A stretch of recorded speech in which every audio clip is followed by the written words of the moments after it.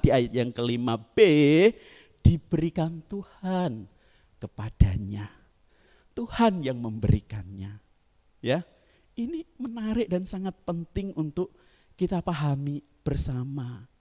Sehingga dengan kata lain, para pelayan baik Apolos maupun Paulus mereka hanya instrumen saja. Hanya alat yang dipakai oleh Tuhan. Bukan penentu keselamatan. Ya, bukan penentu keselamatan. Bapak Ibu Saudara yang terkasih, dan kita tahu dari sini bahwa mereka memiliki tugas masing-masing yang telah dipercayakan oleh Allah di dalam kehidupan mereka. Namun satu hal yang sangat penting juga yang perlu kita perhatikan, coba kita lihat ayat 6 dan ayat yang ke-7. Ketika Paulus menggunakan metafora di dalam pertanian, dia mengatakan, aku menanam, Apolos menyiram. Ada kata apa? Tetapi, ya, Allah yang memberi pertumbuhan. Diulangi lagi di ayat yang ke-7 Bapak Ibu. Karena itu yang penting bukan yang menanam atau yang menyiram. Dengan kata lain, Apolos tidak penting, Paulus tidak penting. Pak Apin tidak penting, Pak Hedi tidak penting. Ya. Yang penting siapa? Di situ dikatakan Allah yang memberi pertumbuhan. Wow, luar biasa sekali ya. Ini menggunakan tenses imperfect Bapak Ibu, ya. Yang artinya bahwa tindakan Allah yang terus menerus, continue, tidak berhenti memberikan pertumbuhan kepada kita. Tetapi ketika kita melihat ini bukan berarti terus kemudian kan Allah yang memberikan pertumbuhan. Berarti saya sebagai pelayan nih, enggak usah serius-serius lah. Santai-santai aja lah. Enggak usah dipersiapkan tuh, pelayanan tuh enggak usah dipersiapkan. Ya udah asal maju aja begitu. Enggak usah dipikirkan nih gereja ke depan mau kemana, enggak usah. Tidak Bapak Ibu. Allah memakai instrumen itu. Allah memakai instrumen itu untuk membuat setiap kita bertumbuh. Dan Allah yang memberikan pertumbuhan itu. Dan ayat 8a terakhir ini bagian ini saya jelaskan konteks dan ayatnya. Di situ dituliskan baik yang menanam maupun yang menyiram adalah sama. Mereka maksudnya memiliki tujuan yang sama. Tujuannya apa? Supaya setiap kita bertumbuh dewasa secara rohani. Tidak menjadi bayi-bayi rohani yang maunya fokus kepada diri sendiri. Tetapi benar-benar menghidupi arti daripada Injil Yesus Kristus. Dan ini harus dilakukan dengan intensional tadi, ya. Terus menerus, ya. Sering dalam sebuah relasi persahabatan membagikan waktu kita kepada orang-orang yang ada di sekitar kita, begitu. Ya. Kapan hari Bu Desi itu WA panjang di grup hamba Tuhan, betul ya? Kayaknya kita harus berubah nih gereja kita gitu. Bukan waktunya untuk fokus kepada hal-hal yang tidak spesifik, intinya begitulah. Kita harus mendampingi hidup bagi guru dan bagi jemaat yang ada di sekitar kita. Ini sesuatu yang sangat baik sekali, ya. Dan inilah kunci penginjilan dunia, yaitu apa? Pemuritan yang intensional itu tadi loh. Pemuritan yang intensional itu tadi. Bapak Ibu Saudara yang terkasih, saya mau katakan pemuritan tidak terjadi semata-mata karena gereja ada. Oh, gereja Kalam Kudus, pos PI-nya ada di Pontianak, maka akan terjadi pemuritan. Tidak.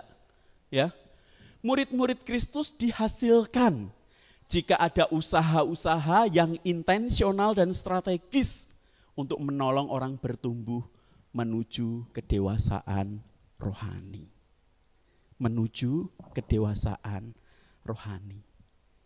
Dan saya mau katakan kepada kita, apapun yang kita lakukan dalam proses pemuritan intensional, kita tidak lebih dari sekedar instrumen atau alat di mata Tuhan. Tetapi bukan berarti kita mengabaikan itu dan melakukannya dengan sekedarnya, tidak ya.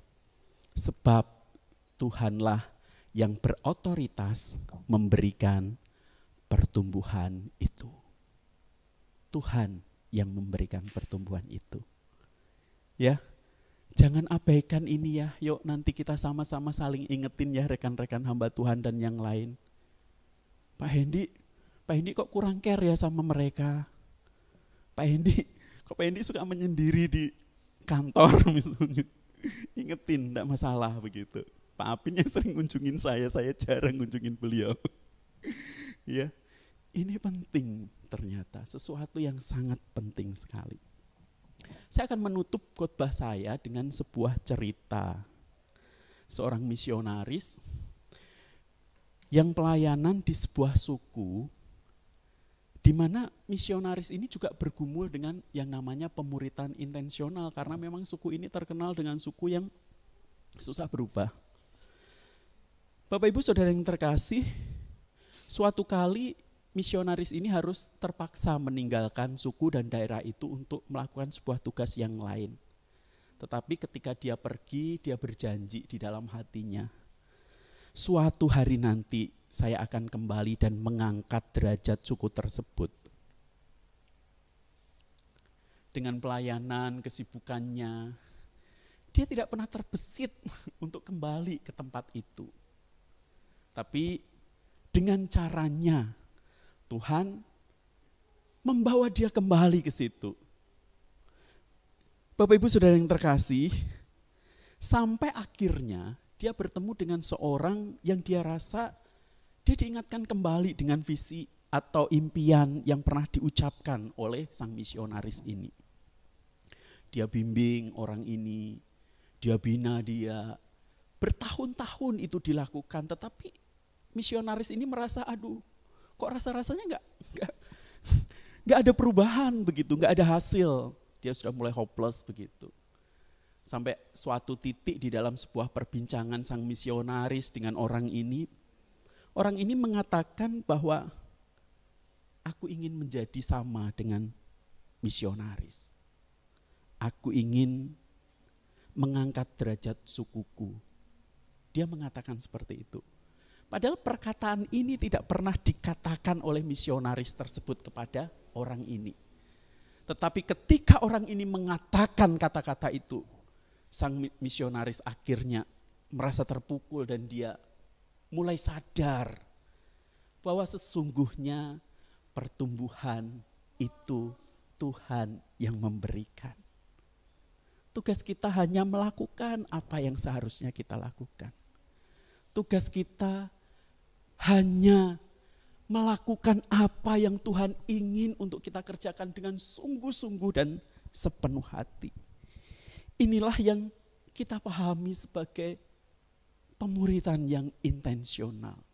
Kita, para pelayan Tuhan, hanyalah alat di matanya. Kita melakukan dengan sungguh-sungguh dan terus-menerus apa yang seharusnya dipercayakan kepada kita. Dan sesungguhnya itulah yang dikerjakan Allah, bukan? Dialah yang memberi pertumbuhan. Terus-menerus melakukannya dari dulu sampai selama-lamanya.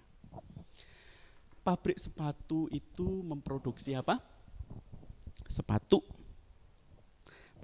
Pabrik gelas memproduksi gelas. Pabrik kertas memproduksi kertas. Lalu apa yang harus diproduksi oleh gereja? Murid Kristus yang sejati. Bapak Ibu, karena kurangnya keseriusan dalam pemuritan intensional.